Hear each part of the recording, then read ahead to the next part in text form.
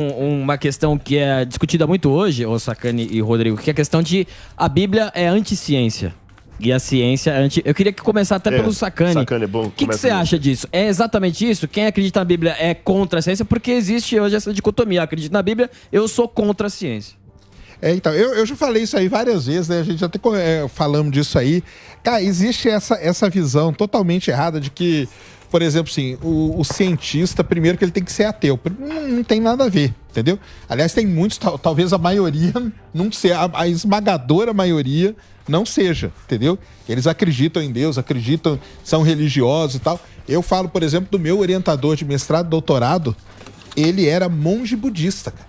Monge budista. Caraca. E era um dos maiores o maior pesquisador na área que eu tenho meu doutorado e tudo. E ele era monge budista, entendeu? Então, essa é uma visão meio errada que as pessoas têm, né? De que o cientista, ele não pode, por exemplo, o cientista não pode ter uma fé. Ele pode ter, entendeu? O que ele não pode deixar é que a fé interfira nas coisas que ele está pesquisando, na pesquisa que ele faz e tudo. E não são todas as pesquisas também que estão ligadas. Então, às vezes, o cara pesquisa uma área... Por exemplo, eu pesquiso petróleo.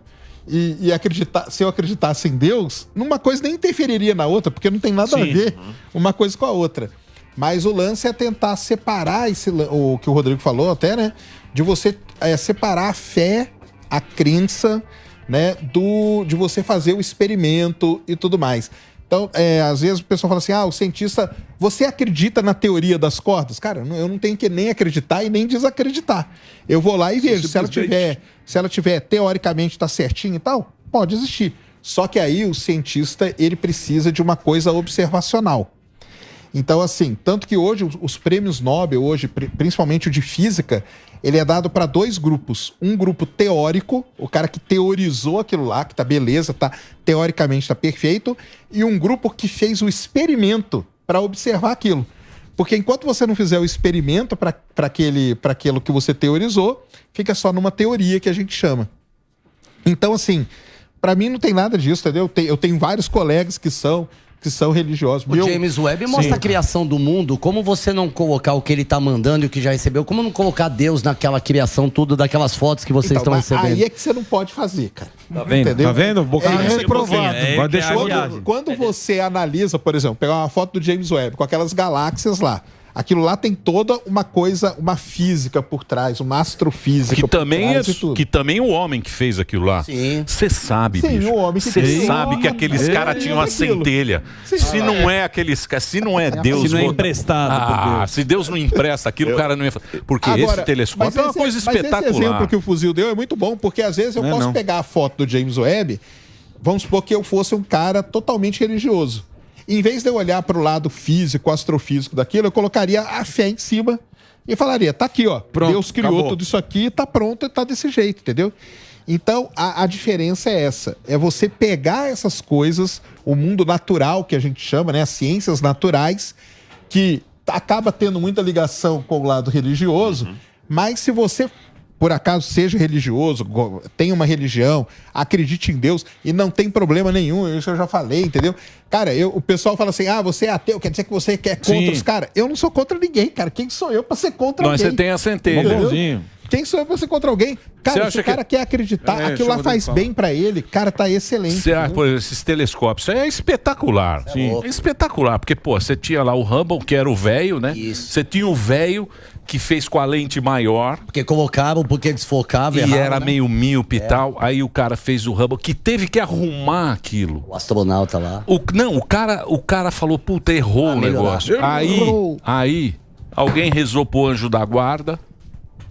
Mas quando dá desgraça, não é anjo da guarda? Do quê? Não. Aí é outra coisa. Aí é outra coisa. Por quê? Não. Não é o diabo. Só tô querendo entender. O universo que a gente vive, ele não é nem bom nem ruim, ele é indiferente a gente. Ele é indiferente. Ele caga pra gente, no universo. Agora, Deus não. Isso, Deus está nos olhando. Você entendeu? O universo, ele não liga pra gente. O universo não tem sentimento. Agora, Deus... A minha área, ela é um pouquinho... Não que eu não faça essa separação, mas por eu trabalhar com história do Oriente Médio, história bíblica, a minha área entrou em intersecção, mas uma intersecção legítima. É como se eu fosse especializado em arqueologia da Grécia. Eu ia estudar a Ilíada de Homero, eu ia estudar essas coisas, tá entendendo? As religiões gregas. Então, como eu estudo arqueologia bíblica, no meu caso, essa dicotomia eu não posso fazer porque eu estou estudando o universo da Bíblia. E eu aplico isso na teologia e tudo mais. Mas vocês entendem que é uma questão de método, por exemplo, alguma coisa nas suas escavações que contradiz o que está escrito em alguma passagem da Bíblia, E aí? você vai pegar o que você viu. Vou pegar o que eu vi, vou dar um exemplo. Quer que eu dê um exemplo concreto, para não parecer que eu estou só fazendo de... Eu tenho um problema com um texto bíblico e tem uma possível explicação para ele, mas como falei, possível. Sim. A Bíblia, se você olhar, fala que 600 mil hebreus saíram do Egito, fora mulheres e crianças.